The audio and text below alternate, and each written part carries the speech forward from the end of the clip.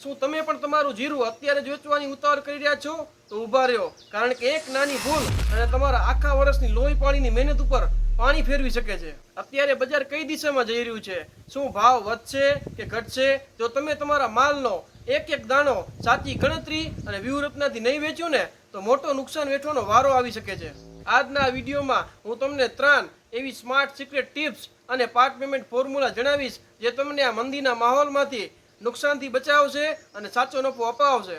માટે વિડીયોને સ્કીપ કર્યા વગર અંત સુધી જોજો, કારણ કે છેલ્લે એક એવી જોરદાર સલાહ છે જે તમારો નફો ફાઇનલ કરશે. ખેડૂત ભાઈઓ, સૌથી પહેલા અત્યારે માર્કેટની સ્થિતિ સમજો.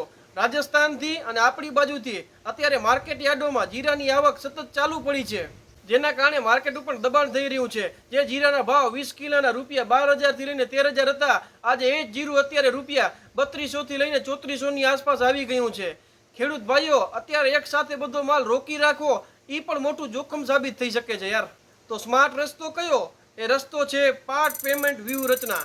જો તમને પૈસાની અત્યારે તાત્કાલિક જરૂર હોય અથવા બજારમાં સારો સરેરાશ ભાવ મળતો હોય, તો તમારા પાસે જેટલો સ્ટોક છે તેમાંથી 30% જેટલા જીરાનો સ્ટોક અત્યારે વેચી દેવો ફાયદાકારક રહે છે. બધો માલ પકડીને પણ નથી બેસવાનું અને બધો માલ એક સાથે વેચી પણ નથી દેવાનો.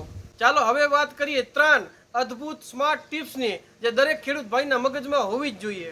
પહેલું, એક સાથે બધો માલ ક્યારેય ના વેચવો. બજાર અત્યારે એક મર્યાદિત રેન્જમાં રમી રહ્યું છે. જીરાનો એક મણનો ભાવ રૂપિયા 3,200 જેવો ચાલી રહ્યો છે. ખેડૂત ભાઈઓ, એટલે સ્માર્ટ રીત એ છે કે તમે તમારા જીરાના સ્ટોકના 3 અલગ ભાગ કરી દો અને ધીમે ધીમે કરીને તમે તમારો બજારમાં માલ વેચો, જેથી તમને સરેરાશ ઊંચો ભાવ મળશે. બીજું, પૈસાની જરૂરિયાત મુજબ આયોજન કરો. જો ઘર ખર્ચ કે આગામી પાકના વાવેતર માટે પૈસાની તાત્કાલિક જરૂર હોય ને, તો જ તમે અત્યારે આ તમારો જીરાનો માલ વેચજો. બાકી કોઈની વાતોમાં આવીને ઉતાવળમાં ક્યારે પણ તમારો આ જીરાનો માલ સસ્તા ભાવે બજારમાં ના ઠાલવતા. ત્રીજું, ક્વોલિટી પ્રમાણે માલ જુદો રાખો. ખેડૂત ભાઈઓ, જો તમારી પાસે સુપર એક્સ્ટ્રા ક્વોલિટી એટલે કે સારી જાતનું જીરું છે અને મીડિયમ માલ એમ બંને પ્રકારનો માલ હોય, તો પહેલા મીડિયમ માલને વેચી દેજો. કેમ કે સારી ક્વોલિટીના જીરાના ભાવ ભવિષ્યમાં ખૂબ સારા મળી શકે છે, એટલે તેને તમે વધુ સમય રોકી શકો છો. દર્શક મિત્રો, ગણતરી એવી છે કે આગામી મહિનાઓમાં જો ખાડી દેશમાંથી અને બાંગ્લાદેશમાંથી જીરાની સારી નિકાસની માંગ આવે, તો આપણા જીરામાં મણ દીઠ રૂપિયા 200 થી લઈને રૂપિયા 400 સુધીનો વધારો આવી શકે છે. એટલા માટે જ સારી ક્વોલિટીનો જીરો સાચવીને રાખવાનો બહુ મોટો ફાયદો થઈ શકે છે.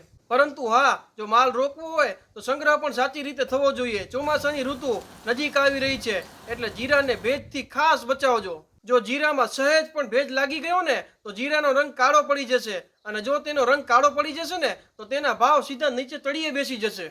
એટલે જીરાના માલને સૂકા અને વ્યવસ્થિત ગોડાઉનમાં જ રાખવું અથવા કોલ્ડ સ્ટોરેજમાં જ રાખવું. આ સાથે જ કોઈની વાતોમાં આવ્યા વગર રોજ સવારે ઊંઝા એપીએમસીના અથવા રાજકોટ બજારના લાઈવ ભાવ અને આવક ઉપર નજર રાખવી, કારણ કે આખું માર્કેટ ત્યાંથી જ ચાલે છે. વોટ્સએપ ગ્રુપો અને સોશિયલ મીડિયા ઉપર આવતી અફવાઓથી દૂર રહો અને અધિકૃત એનસીડેક્સના વાયદા બજારના ટ્રેન્ડ અને વિશ્વાસપાત્ર વેપારીઓની સલાહને જ સાચી માનો. તો ખેડૂત ભાઈઓ, આજના વિડીયોની સૌથી મોટી અને પાવરફુલ સલાહ એ છે કે બજાર અત્યારે સ્થિર અને મર્યાદિત રેન્જમાં છે.